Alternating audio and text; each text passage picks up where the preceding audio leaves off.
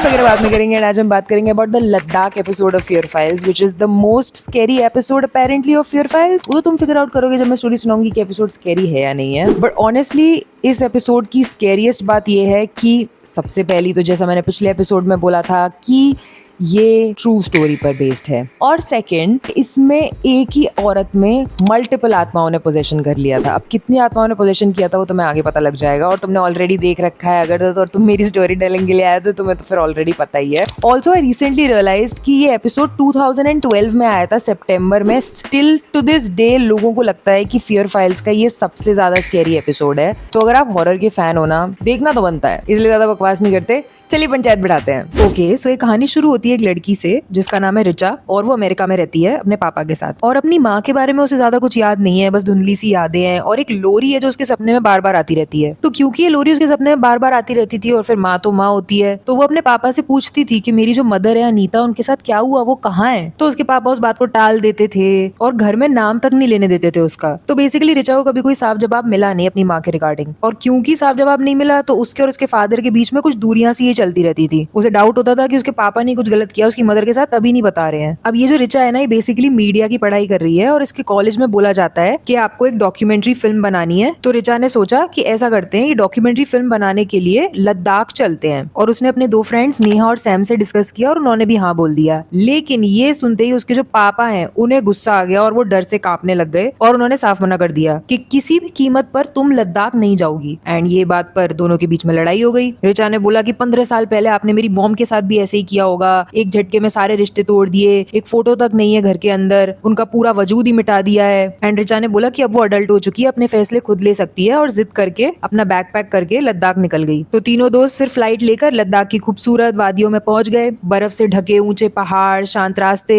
सब सही था। लेकिन इसी खूबसूरती के पीछे ना रिचा की जिंदगी का सबसे गहरा राज छुपा हुआ था। थोड़ा बहुत अंदाजा लग गया होगा तुमको। तो एक दिन जब ये तीनों दोस्त पहाड़ों पर फोटोज खींच रहे थे, रिचा को अचानक पता नहीं क्या हुआ, वो एक ट्रांस जैसी हालत में चली गई और सीधी एक गहरी खाई की तरफ चलने लगी। एंड अगर सैम और नेहा वक्त पर उसका हाथ ना पकड़ते तो वो नीचे ही गिर जाती। तो जब वो एकदम नॉर्मल सी हुई तो उन्होंने पूछा उससे कि तुम क्या कर रही थी। तो उसने बोला कि उसने वहाँ किसी को देखा था, पर अब वहाँ दूर दूर तक कोई नहीं है। फिर नेहा ने थोड़ा सा कन्फेस कर दिया कि वो सिर्फ डॉक्यूमेंट्री बनाने इंडिया नहीं आई है, वो ये भी जानना चाहती है कि उसकी माँ अचानक कैसे गायब हो गई थी, और वही लोरी उसके सपनों में बार बार क्यों आती है। एंड अपने इसी काम को करते करते उसे पता चला कि लद्दाख के कोने में लगभग 100 साल पुरानी एक बुद्धिस्ट मोनेस्ट्री है। तो वो अपने कैमरा के साथ वहाँ पहुंची, एंड वहाँ गेट पर उसको एक बुजुर्ग सा मंक मिला, और उसने बिना कुछ पूछे ही गुस्से और डर भरी आवाज में डांट दिया उसको कि चली जाओ यहाँ से। एंड ऑब्वियसली मंक का ये एटीट्यूड देखकर तीनों ही हैरान रह गए। देन नेहा को लगा कि हाई ऑल्टीट्यूड की वजह से ऑक्सीजन कम हो रहा है और उन्हें होटल वापस जाना चाहिए। लेकिन रिचा के दिल ने कहा कि इस मोनेस्ट्री के अंदर जरूर कोई ऐसा सच छिपा हुआ है जिसे दुनिया से छिपाया जा रहा है। तो उसने मन ही मन तय कर लिया कि अगले दिन किसी भी तरह अंदर जाकर पूरा सच पता करके रहेगी। तो अगली सुबह रिचा अकेले मोनेस्ट्री के मेन गेट पर पहुंची दोबारा, और वही पहरेदार मंक खड़ा हुआ था जिसने उसे दोबारा से रोका। फिर रिचा ने अपने ऑफिशियल डॉक्यूमेंट्स दिखाए कि उसने दिल्ली गवर्नमेंट और लद्दाख काउंसिल दोनों से परमिशन ली हुई है, और ये बताया कि ये सिर्फ एक स्टूडेंट प्रोजेक्ट है और कुछ नहीं है। पर मंक ने फिर से वही दोहराया कि चली जाओ यहाँ से। एंड इस बार रिचा ने उसकी बात अनसुनी कर दी, एंड जैसे ही उसको मौका मिला वो मोनेस्ट्री में घुस गई। फिर आगे बढ़ते बढ़ते वो एक पुराने टूटे फूटे आउट हाउस के पास पहुंच गई जिसका दरवाजा बाहर से बंद था। एंड जैसे ही रिचा उसके करीब गई उसके पैर वहीं जम गए, क्योंकि अंदर से वही लोरी गाने की टूटी फूटी आवाज आ रही थी जो उसको सपने में आती है। तो वो एकदम सोच में पड़ गई। उसने कांपते हाथों से दरवाजा खोला, वो अंदर गई, एंड उसने वहां देखा कि उस अंधेरे कमरे में जमीन पर एक औरत बैठी थी जिसका शरीर पूरी तरह अजीब तरीके से मुड़ा हुआ था, और उसकी हालत किसी जिंदा लाश से कम नहीं थी। और गौर से देखने पर रिचा के होश उड़ गए। वो कोई और नहीं थी, उसकी अपनी माँ अनीता थी, जिसकी उसको धुंधली सी यादें थी। देन रिचा रोते हुए अपनी माँ के गले लग गई। उसने कहा कि उसे पता था कि एक दिन उसकी माँ उसे जरूर मिलेगी। भले ही घर में उनकी कोई तस्वीर नहीं थी, पर वो उन्हें हर रोज सपने में देखती थी। अब अनीता ने पहले तो उसको देखा, लेकिन अगले ही पल उसके चेहरे के भाव बदल गए और एक भयानक चीख उसके अंदर से निकली, और उसने रिचा पर हमला करने की कोशिश की। अब ये चीख वीख मोनेस्ट्री के मंक्स ने सुन ली। वो दौड़ते हुए कमरे में आए और रिचा को अनीता से अलग किया। रिचा उन पर गुस्सा होकर चीखी कि उन्होंने उसकी माँ को जानवरों की तरह कैद क्यों कर रखा है। एंड उसने धमकी दी कि वो जानती है कि इस सब में उसके पापा का हाथ है और वो अपनी मॉम को यहाँ से लेकर जाएगी, और किसी किसी बड़े डॉक्टर से इलाज करवाएगी। जिसके बाद मंक्स ने जबरदस्ती रिचा को धक्का देकर बाहर निकाल दिया और दरवाजा बंद कर दिया। और इस भगदड़ में क्या हुआ, रिचा का जो रिकॉर्डिंग वाला कैमरा था वो वहीं जमीन पर छूट गया। फिर रिचा होटल में वापस आई, उसने सैम और नेहा को सारी बात बताई कि क्या क्या हुआ। तो नेहा ने सोचा कि मेंटल हॉस्पिटल के हेल्पलाइन नंबर पे कॉल करते हैं और रेस्क्यू टीम बुलाते हैं। उधर सैम जो है वो कह रहा था कि पहले लोकल पुलिस के पास चलते हैं। And at that moment Richa को रियलाइज हुआ कि उसका कैमरा वहीं छूट गया है। तो रिचा फौरन भागती हुई वापस मोनेस्ट्री गई। तो वहां पे एक सीनियर मंक थे,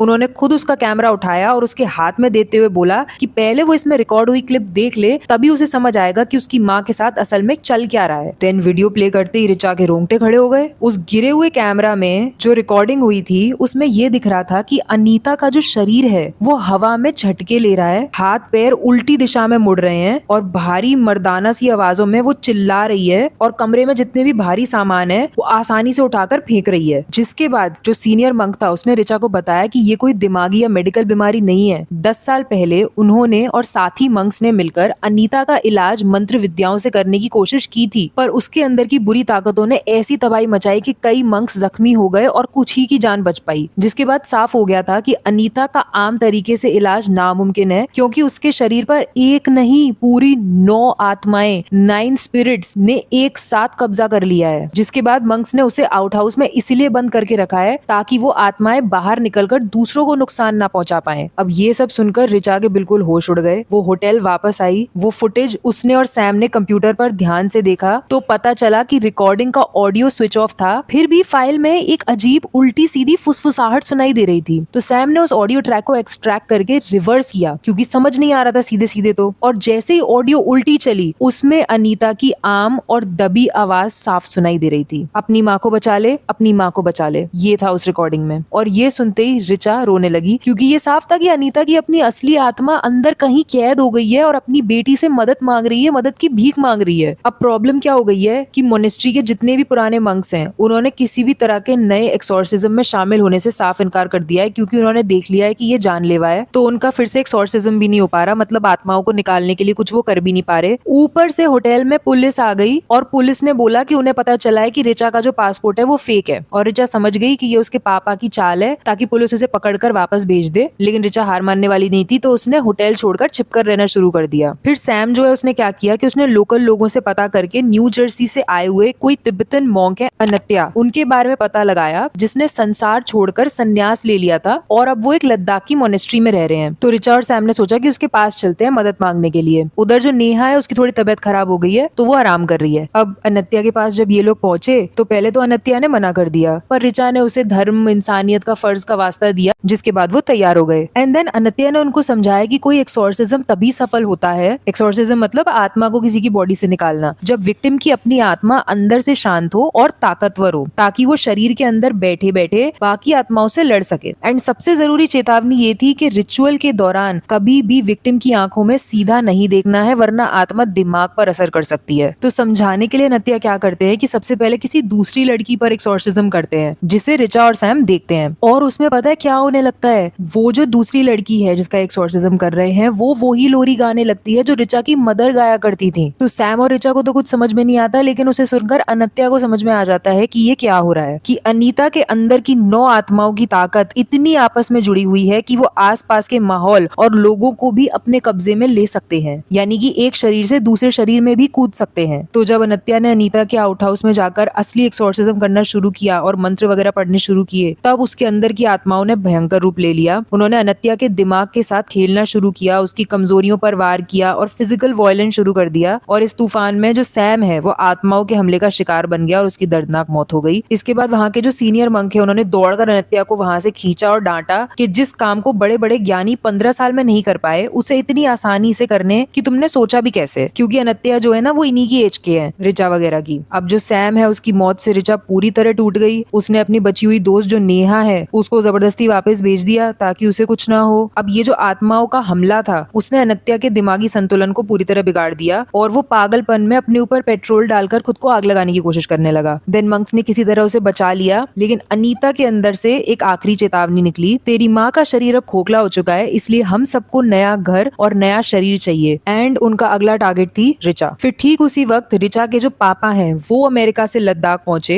एंड उनके साथ एक ज्ञानी सीनियर लामा थे। और वो जो लामा थे उन्होंने अनीता की हालत देखकर बताया कि उसका का जो शरीर है वो अचानक शांत हो गया है, जो ठीक होने की निशानी नहीं है, सबसे बड़े खतरे का संकेत है। क्योंकि वो जो 9 आत्माएं हैं वो अनीता का शरीर पूरी तरह निचोड़कर अब रिचा के नए शरीर में जाने की तैयारी कर रही हैं। एंड अगले दिन ठीक रात 12 बजे तक उन्हें नहीं रोका गया तो वो हमेशा के लिए रिचा पर कब्जा कर लेंगी। देन लामा ने बोला कि अगर तुम्हें रिचा को बचाना है तो मुझे शुरू से बताओ कि 15 साल पहले अनीता पर सबसे पहले कब्जा कैसे और कहाँ हुआ था। देन पापा जी ने सच बताया कि 15 साल पहले जब वो तीनों लद्दाख घूमने आए थे, अनीता फोटोज खींचने अकेले निकल गई थी। एंड जब वो वापस आई तो वो बहुत बदली हुई लगने लगी। उसने बिना वजह कैमरा तोड़ दिया, अपने खुद के पति पर हमला कर दिया और जो छोटी सी रिचा थी उसको बाथटब में डुबाकर मारने तक की कोशिश की। देन कश्मीरी पंडितों ने उस पर पूजा करने की कोशिश की, पुलिस उसे साइकाइट्रिक हॉस्पिटल ले गई, मगर उसके बाद वो वहां से कैसे गायब होकर आउट हाउस में पहुंच गई ये उसके पापा को भी नहीं पता है। एंड उसके फादर ने बताया कि वो इतने गिल्ट में जी रहे हैं तब से कि उन्होंने अनीता की जो पुरानी फोटोज हैं वो ईमेल पर मंगवाकर संभाल कर रखी हुई है अभी तक। फिर रिचा बोलती है कि उसने कहीं पढ़ा था कि अगर उस एग्जैक्ट जगह का पता चल जाए जहाँ पहला पोजेशन हुआ था तो आत्मा को हराने का रास्ता मिल सकता है, क्योंकि 9 आत्माओं में हमेशा एक मुख्य पावरफुल आत्मा होती है जो बाकियों पर हुक्म चला रही होती है। तो उन्होंने क्या किया, अनीता के जो आखिरी फोटोज थे उन्होंने उसे स्कैन किया और उन्हें जो भी बैकग्राउंड में सड़क पहाड़ वगैरह दिख रहे थे उन्होंने उसको ट्रेस करना शुरू कर दिया। और ट्रेस करते करते उन्हें वो रोड मिल गई जहाँ पर उसकी मदर गई थी, ये स्नोव्यू होटल के पास में थी। देन उन्होंने रिसर्च वगैरह करी उस रोड के बारे में, तो उन्हें पुराने रिकॉर्ड्स निकालने पर पता चला कि ठीक 30 साल पहले उस जगह पर एक भयानक लैंडस्लाइड हुई थी जिसमें अलग अलग उम्र के 9 लोग एक साथ मिट्टी के नीचे दबकर मर गए थे और उन्हें वहीं दफना दिया गया था। देन कई सालों बाद उसी जमीन पर कंस्ट्रक्शन हुआ और वही आउट हाउस बनाया गया जहाँ पिछले 15 साल से अनीता को रखा गया था, क्योंकि 30 साल पहले वो 9 लोग एक ही जगह एक ही वक्त एक ही तरह से मरे थे, इसलिए उन सबकी आत्माओं ने एक झुंड बनाकर अनीता के अकेले शरीर पर एक साथ कब्जा कर लिया था। देन टाइम एकदम बहुत कम बचा था बिकॉज उनको 12 बजे तक कुछ भी करके एक्सोर्सिज्म कंप्लीट करना है, वरना वो लोग रिचा की तरफ बढ़ जाएंगे सारे के सारे। तो इस बार जो लामा जी हैं उन्होंने एक अनोखी स्ट्रेटेजी बताई। उन्होंने 18 मंक्स बुलाए, 9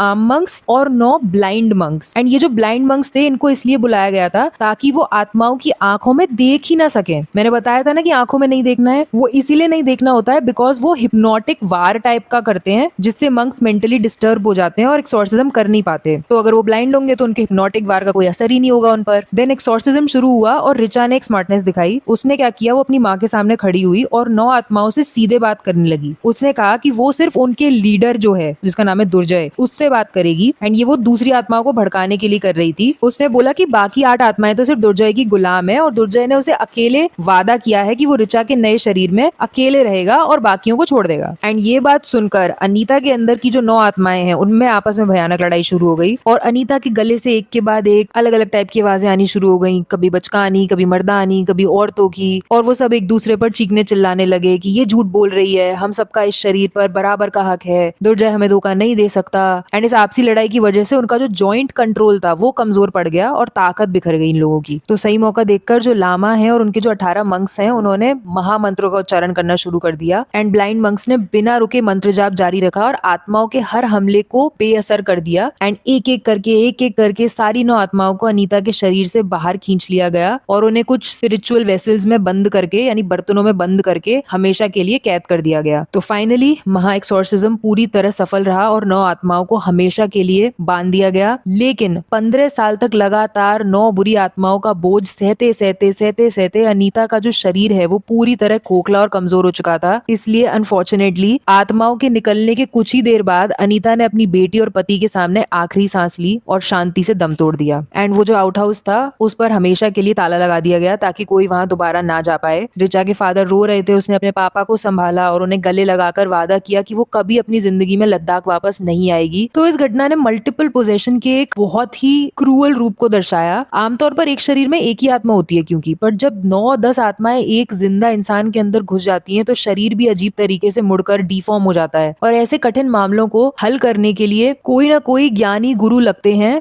जिन्होंने अपनी लाइफ में बहुत कड़ा अनुशासन किया होता है और ऐसी सिद्धि प्राप्त की होती है जिससे वो ये कर सके, जैसे कि इस केस में हुआ। वैसे तुमने मेरा पिछला वीडियो देखा है जिसमें वो लड़की किसी की पुरानी सैंडल्स पहन लेती है रैंडमली और उन सैंडल्स को पहनने की वजह से उसकी बॉडी में बुरी आत्माएं आ जाती हैं। नहीं देखा है तो मैं वीडियो स्क्रीन पर लगा रही हूँ। वो इतना ज्यादा भी हॉरर नहीं है बट काफी इंटरेस्टिंग है। इंटरेस्ट हो तो चला के देख लेना।